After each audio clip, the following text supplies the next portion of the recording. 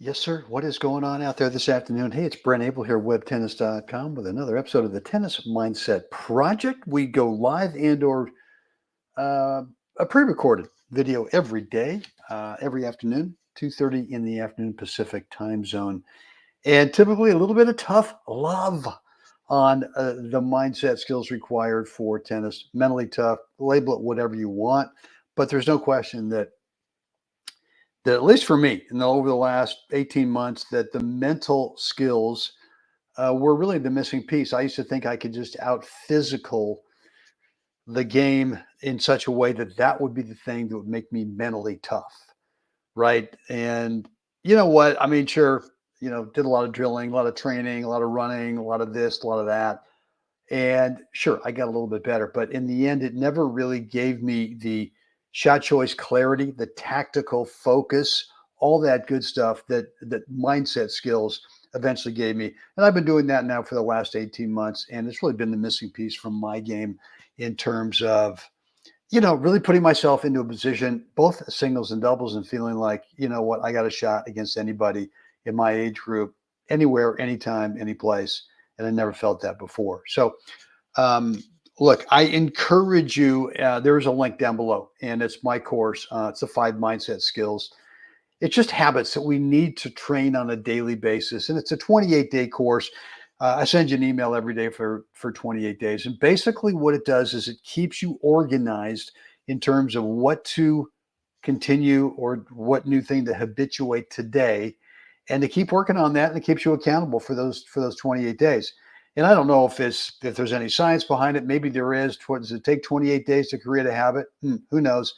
Might have taken me longer. Maybe it takes you less. It doesn't matter. The point here is that I've come up with 5 mindset skills that, if you habituate them, and they don't take much time every day, maybe 2, 3, 4, 5 minutes a day, twice a day, off the court, and then a couple of things to do on the court when you're practicing. So it's not a lot. It's not time consuming. No, it's not.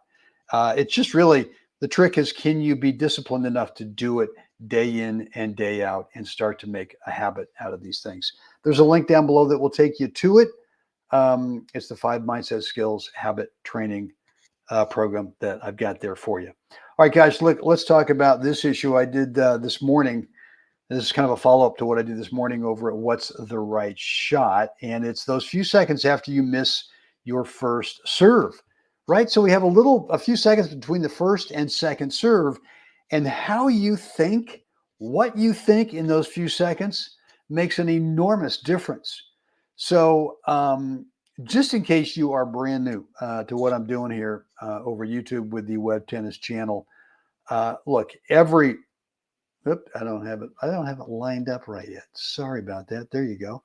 Every day at 8 a.m. Pacific, I'm doing 2 shows a day. One in the morning, which is more about shot choice and court. Well, is about shot choice and court positioning. We call it What's the Right Shot? This morning's episode was number 383, closing in on that big round number 400 soon. And look, what I do is I cherry pick a point either from one of my matches or someone else's match, and I start the point and I pause it right at some point as one of the players is about to play a shot, and I ask you the question, what's the right shot? It teaches you much more about how to play the game of tennis, other than just thinking that, well, the way that you're going to get better is if you just keep grinding away at a topspin forehand, which fine, you can get a little bit better with the topper, but that's not really what moves the needle in terms of moving you up the skill level ladder. And so it's really based on 2 things. Number one, where do you want the ball to land over there, right? What's the right shot choice, right? What's the right shot? And then secondly, where do you move to next on the court that will enhance that shot choice that you just played? Those are two dynamics that, if you nail them, guess what? You can have average strokes, and I've got average strokes, and win. So look, every morning, 8 a.m. Pacific. And if you're not on my email list, you will. You do get an alert every morning about 7 o'clock or so with the link that will take you directly to either the YouTube or the Facebook or the Twitter live feed. So look, you miss a first serve, and there's those few seconds before you start your second serve. And you've really got to make sure that the self-talk messaging stops with the, oh boy, I hope I don't play, I really hope I don't hit a double fault here. Oh boy, hope I don't hit just a little lollipop in there, and especially in doubles where it might just, the return might go after your partner. So any of those, oh boy, I hope this thing doesn't happen. We got to change those thoughts, because what happens when you do that is typically swing speed gets thrown out the door just because you want to get the thing in play, and you don't trust that the same swing speed, if not more. I mean, I'll guarantee you that my swing speed on my second serve is more. Sure, I've got a little bit different swing path, and I've got a little bit different swing path up to the ball, a little bit different swing path across the ball. Try to get more shape to it, more of an arc, more of a higher quality spin, power without higher quality spin, because I feel like I'm swinging faster through that second serve.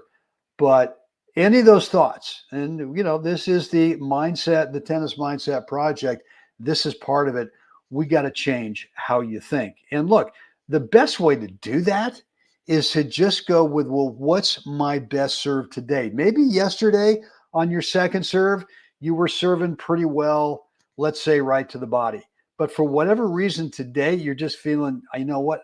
When I'm serving to the ad court, right-handed player, I seem to feel it where I'm serving out wide and getting a nice high bounce to it and getting that player out there in the alley. Then that's what you go with, right? So now you've got real clarity as to the direction and the type of spin that you want to play, and from there you just have to trust it. You have to trust your swing speed. That if you don't slow it down, that you're gonna get. And look, if you play a double fault because you brought in a lot of swing speed, and it went a hair deep, fine.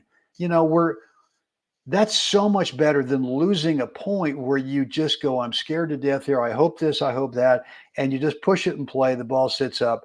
And if it's singles, the guy tees off, blows it by you. Or if it's doubles, we put our partner in jeopardy. I'd rather have you lose a point a little bit differently. Not saying I want you to lose points, but if you do, and we're going to do it from time to time, you're better off with bringing in a boatload of swing speed.